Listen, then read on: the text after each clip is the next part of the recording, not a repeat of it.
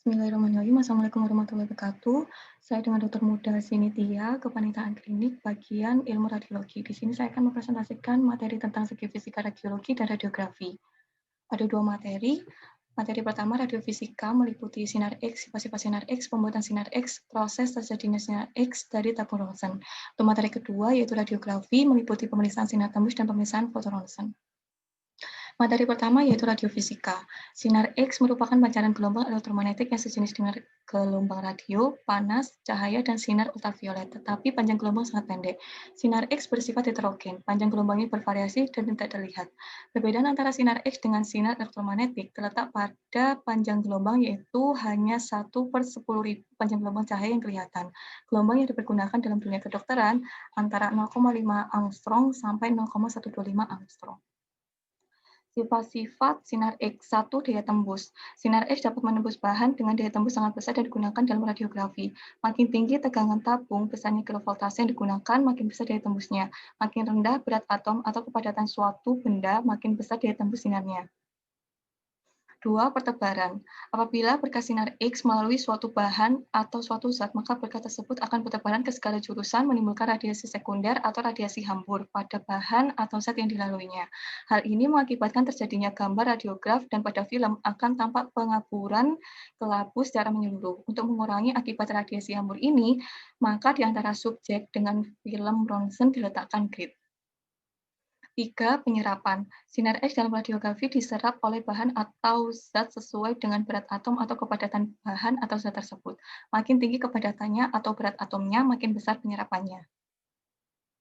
4. Efek fotografik. Sinar X dapat menghitamkan emulsi film atau emulsi perak bromida setelah diproses secara kimiawi atau dibangkitkan di kamar gelap. 5. Pendar fluor atau fluoresensi. Sinar X menyebabkan bahan-bahan tertentu seperti kalsium tungstat atau zinc sulfat memandarkan cahaya luminesensi bila bahan tersebut dikenai radiasi sinar X. Luminesensi ada dua jenis, yaitu fluoresensi, di mana akan memandarkan cahaya sewaktu ada radiasi sinar X saja. Selanjutnya, fosforisensi, pemandaran cahaya akan berlangsung beberapa saat walaupun radiasi sinar X sudah dimatikan, atau afterglow. 6. Ionisasi. Efek primer sinar X. Apabila mengenai suatu bahan atau zat akan menimbulkan ionisasi partikel bahan atau zat tersebut. 7. Efek biologik. Sinar X akan menimbulkan perubahan biologik pada jaringan. Efek biologik ini dipergunakan dalam pengobatan radioterapi.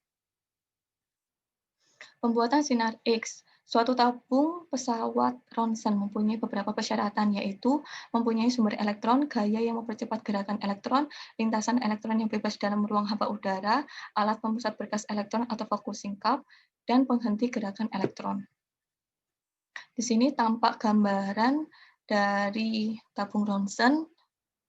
Sini ada katoda, anoda, rotor, stator di luar insert tube, target atau piring anoda dari wolfram, tangkai molybdenum, rumah tabung atau tube housing, expansion diafragma, tombol atau switch, tube window atau jendela tabung, yang terakhir ada minyak pendingin. Nah, untuk proses terjadinya sinar X dari tabung ronsen.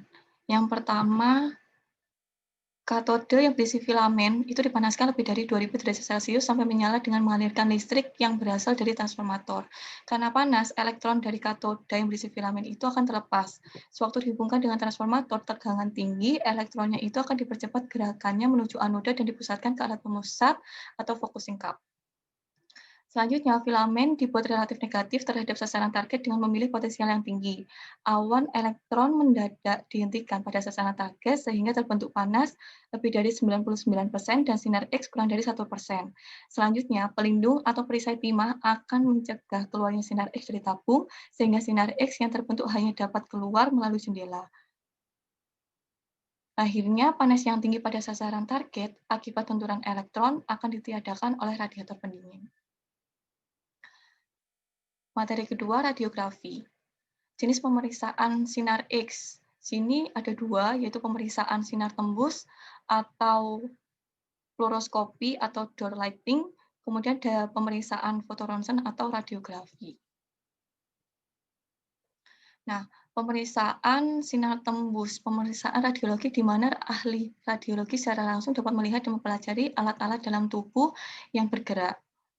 Sinar X yang diterima melalui tubuh penderita dan pemeriksa ini cukup tinggi, maka pemeriksaan sinar tembus untuk paru tidak diperbolehkan. Sebagai gantinya digunakan image intensifier dengan kamera TV tanpa menggelapkan ruangan pemeriksaan. Kemudian pemeriksaan fotoronsen atau radiografi. Pembuatannya itu diperlukan 1. Perlengkapan untuk membuat radiografi, 2.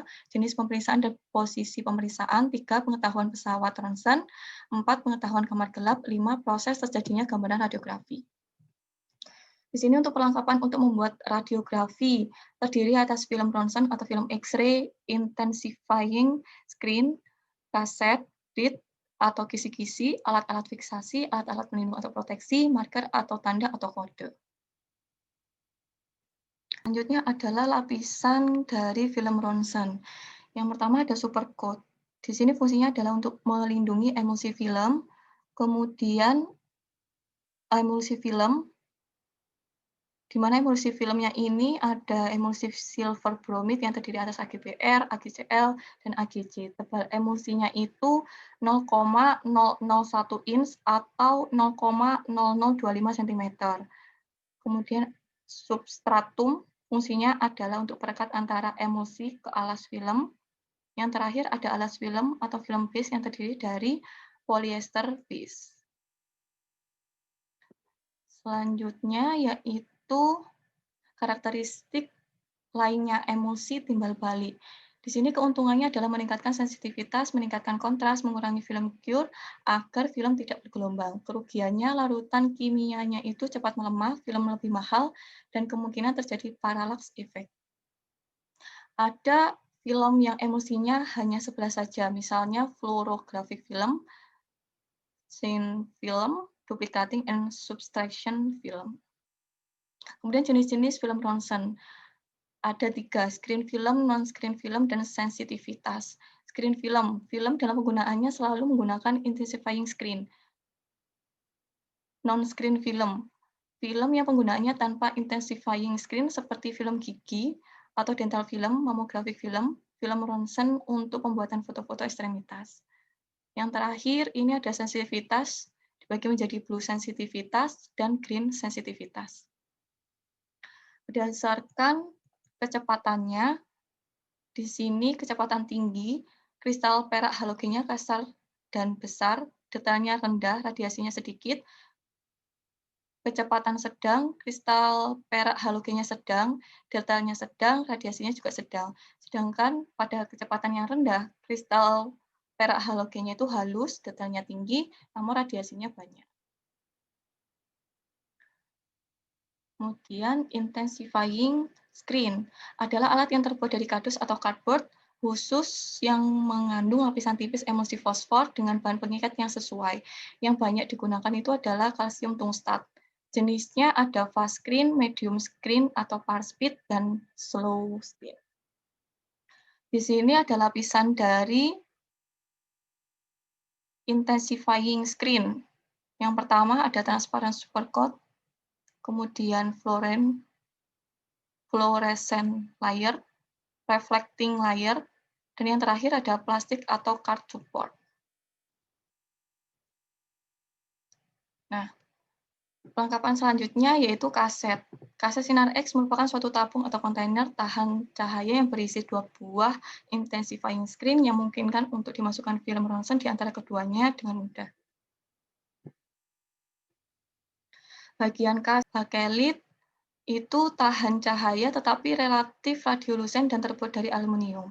Kemudian intensifying screen atas atau upper dengan lapis fosfor yang lebih tipis, kemudian tempat meletak film ronsen, selanjutnya intensifying screen bawah atau lower intensifying screen, kemudian lapisan timah atau lead foil bag yang fungsinya untuk menyerap sinar X yang menembus lapisan screen paling luar, kemudian yang terakhir adalah per dari baja yang membuat film dan screen yang berhubungan dengan rapat.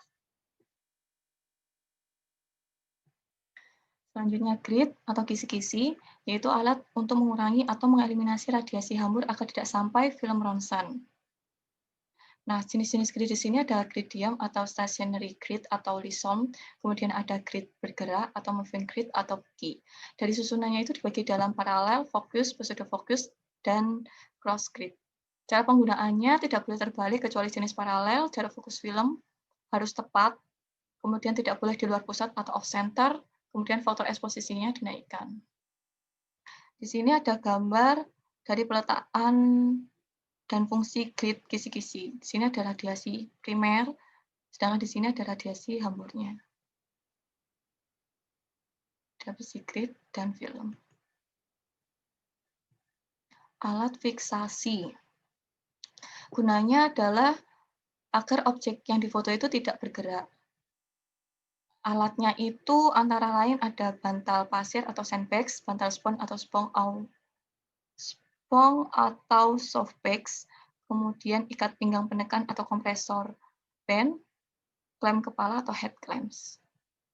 Kemudian alat-alat pelindungan diri, di sini ada diafragma cahaya, konus, pelindung konat, pelindung ovarium, apron timbal, sarung tangan timbal, pencegah pelindung, kaca timbal, dan karet timbal.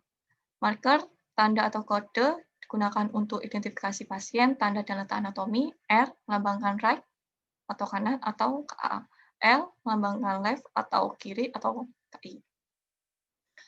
Ronsen itu dibagi dua, ada pemeriksaan ronsen dasar dan pemeriksaan ronsen khusus. Pemeriksaan ronsen dasar itu dibagi dua lagi, tanpa kontras dan dengan kontras. Kalau yang tanpa kontras itu pemotretan toraks. Pemeriksaan ronsen dasar itu ada dua. Pemeriksaan ronsen dasar itu ada dua, pemeriksaan ronsen tanpa kontras dan dengan bahan kontras. Kalau yang tanpa kontras itu pemotretan toraks, tulang-tulang kepala, tulang-tulang dada, tulang-tulang belakang, tulang panggul, tulang tangan, dan kaki. Kalau yang dengan bahan kontras, itu contohnya ada esofagus, lambung duodenum, jejunum, ileum, kolon, sistem tractus urinarius, sistem tractus biliaris. Selanjutnya pemeriksaan ronsen khusus. Pemeriksaan ronsen khusus ini seperti arteriografi, fibrografi, angiokardografi, embolisasi, ventrikulografi. Pada pemeriksaan ronsen khusus ini diperlukan alat ronsen yang khusus juga. Posisi pemotretan adalah ilmu tersendiri yang diberikan pada ahli radiologi dan penata ronsen yang khusus membicarakan pengaturan posisi pasien sewaktu dipotret gambaran organ yang dikehendaki secara optimal. Pengetahuan pesawat ronsen. Hal-hal yang harus diperhatikan ada faktor eksposisi dan jarak pemotretan. Faktor eksposisi sangat bervariasi tergantung pada berbagai hal. Yang pertama, ukuran atau tebal objek atau pasien yang difoto, kelainan patologis yang diperiksa, pemotretan dengan atau tanpa grid, kemudian pada objek yang selalu bergerak, organ yang pergerakannya tidak dapat kontrol, anak kecil, dan lain-lain. Hal ini perlu diperhatikan, waktu eksposisinya harus sesingkat mungkin. Kemudian faktor eksposisi itu terdiri atas besaran kilovoltase atau kV dan miliampere atau sekonde atau mas. Besaran kilovoltase atau kV. Besaran kV pada umumnya dikaitkan daya tembus sinar. Semakin tinggi besar kV, maka semakin tinggi pula daya tembus sinar, begitu juga sebaliknya. Jumlah kV menunjukkan kualitas radiasi. Bila kV-nya dinaikkan, maka densitas fotonya meninggi, kontrasnya rendah, dan sinar hamburnya meningkat. Pada radiodiagnosis, penggunaan kV ini antara 50-80 kV. Setiap kenaikan atau penurunan 10 kV, mas itu dapat diturunkan atau dinaikkan sekitar 50%. Miliampere sekonde atau mas, perkalian antara besaran nilai ampere dengan waktu eksposisi. Mas ini menunjukkan kualitas radiasi. Rumusnya adalah MA kali S. Jika MA-nya 100, maka dikalikan 1/10 detik. Jika MA-nya 400 dikali 1/40 detik. Jika MA-nya 50, maka dikalikan 1/5 detik. Dengan contoh di atas, maka mas itu dapat diperoleh dengan berbagai cara, sehingga untuk organ yang bergerak yang memerlukan waktu singkat dapat menggunakan mas tertentu. Kemudian, jarak pemotretan. Jarak pemotretan terdiri atas jarak fokus ke film atau FD, jarak objek ke film atau OFD, jarak fokus ke objek atau FOD. Beberapa hal yang harus diperhatikan, apabila salah satu jarak pemerataan ini diubah, maka gambaran akan berubah. Begitu juga dengan kondisinya, KV dan mass harus berubah. Bila FFD-nya diperbesar, OFD-nya tetap, maka gambaran akan mendekati besar aslinya. Kemudian pengetahuan kamar gelap harus memenuhi syarat-syarat tertentu, antara lain ukuran harus memadai dan proporsional dengan kapasitas dan beban kerja. Pelindung dari radiasi sinar matahari dan bahan kimia lain selain larutan untuk pengolahan foto. Sirkulasi dan suhu udara yang baik sekitar 16-20 derajat Celcius, air yang bersih, dinding dan lantai yang tahan keropos, kelengkapan alat kamar gelap yang memadai, lampu kamar safe light yang aman dan tidak bocor. Nah, kamar gelap harus terdiri atas daerah basah yang meliputi bak yang berisi air yang mengalir, tangki pembangkit atau developer, tangki penetap atau fixer. Daerah kering meliputi lemari untuk menyimpan film sinar X, kaset, penggantung film, dan lain-lain. Ini untuk proses pencucian dan pengolahan film ronsen. Pertama, film ronsen yang sudah disinari itu yang sudah di dalam kaset itu dibawa ke kamar gelap. Kemudian dikeluarkan dan digantung pada film hanger yang sesuai dengan ukuran film. Film dimasukkan ke dalam cairan pembangkit atau developer lalu dicelupkan dalam bak berisi air H2O. Setelah itu, film dimasukkan dalam cairan penutup atau fixer, kemudian dicuci dalam bak air yang mengalir supaya emulsi yang melekat pada film itu akan menghilang.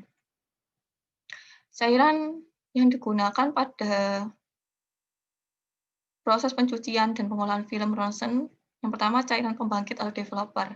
Itu berupa bubuk atau cairan. Di bagian bawah tangki pembangkit itu ditaruh bubuk pembangkit. Setelah itu diberikan cairan, lalu diaduk. Film dicelupkan selama rata-rata 4 menit, kemudian waktu pembangkit mempunyai pengaruh yang besar terhadap kontras film. Untuk pembangkit pada suhu 20 derajat Celcius, yaitu untuk screen filmnya 4-6 menit, non-screen film 5-8 menit, dental film 5 menit. Selanjutnya, cairan penetap atau fixer, dia itu berbentuk garam, amonium tiosulfat, yang lebih pekat daripada garam penetap untuk film biasa karena lapisan perak bromida film ronsen lebih tebal. Setelah film dicuci dengan air pembilas selama 10 menit, lalu film dimasukkan ke dalam tangki penetap atau fixer selama 10 menit. Nah, di sini untuk proses terjadinya gambaran radiografi. Ada gambaran laten pada film ronsen dan gambaran tampak. Gambaran laten. Apabila objek yang kerapatannya tinggi, bila ditembus sinar X, maka intensifying screen akan memandarkan fluoresensi sedikit sekali, bahkan hampir tidak ada. Akibatnya perak halogennya itu tidak mengalami perubahan. Apabila objek kerapatannya itu rendah, fluoresensinya tinggi, maka akan terjadi perubahan pada perak halogen. Gambaran tampak. Gambaran tampak itu terjadi setelah film sinar X dibangkitkan pada larutan pembangkit. Gambaran laten 1A setelah masuk pembangkit atau developer akan menghasilkan gambaran radio opak. Gambaran laten 1B bila diproses pada cairan pembangkit akan menghasilkan gambaran radiolusen. Radiolusen dan radio opak.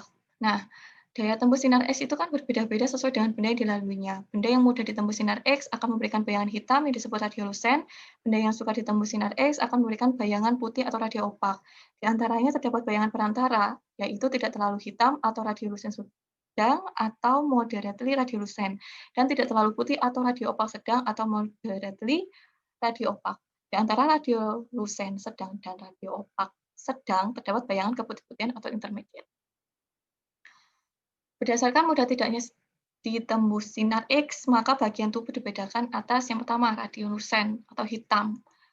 Hitam, ini contohnya ada gas dan udara. Radiolusen sedang, ada jaringan lemak, keputih-putihan, ada jaringan ikat, otot, darah, kartilago, epitel, batu kolesterol, dan batu asam urat.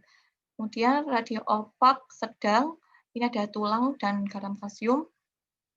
Ini radio opak putih, ada logam berat.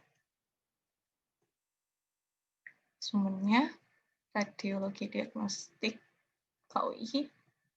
Terima kasih, semoga ilmunya bermanfaat. Assalamualaikum warahmatullahi wabarakatuh.